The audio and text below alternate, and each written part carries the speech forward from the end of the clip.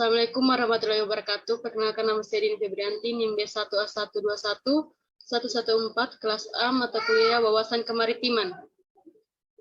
Langsung saja judul materi saya, yaitu Laut Tulang Punggung Ketahanan Nasional pada Masa Mendatang dan Eksplorasi Mineral Laut dalam upaya pengelolaan sumber daya kelautan dalam mewujudkan kemandirian bangsa.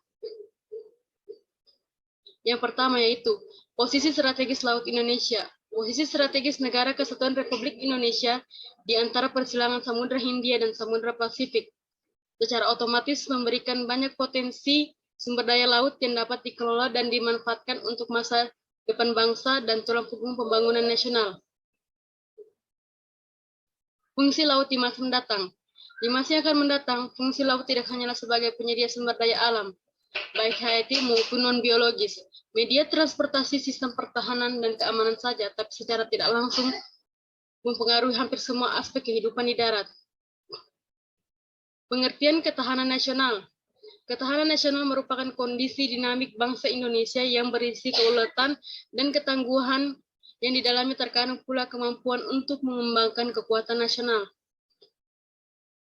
Pengertian laut sebagai tulang punggung ketahanan nasional.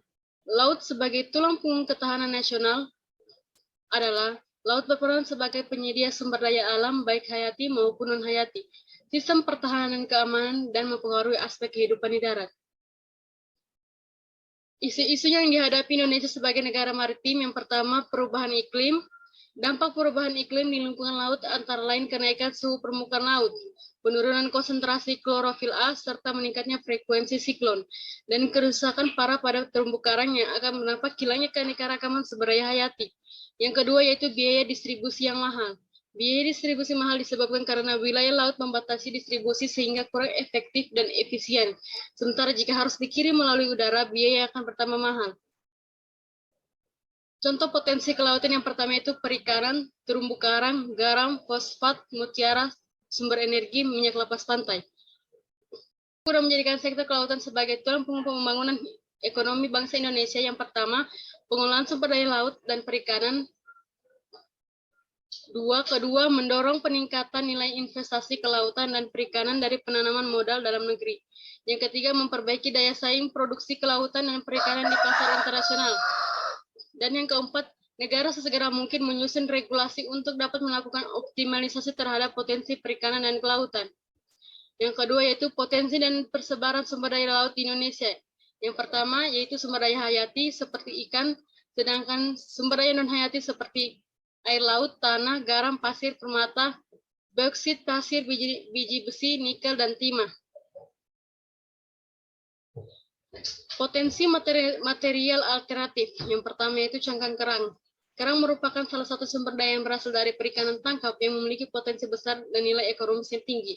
Yang kedua yaitu batu kapur. Batu kapur dengan nilai abrasi rendah atau mudah hancur dapat digunakan sebagai bahan aktif pada campuran aspal. Yang ketiga yaitu pasir laut. Pasir laut salah satu bahan pembangunan yang sering dipakai untuk membangun. Kendala pembangunan laut. Penambangan di dasar laut bisa sangat merusak dan dalam jangka panjang berbahaya bagi kehidupan laut.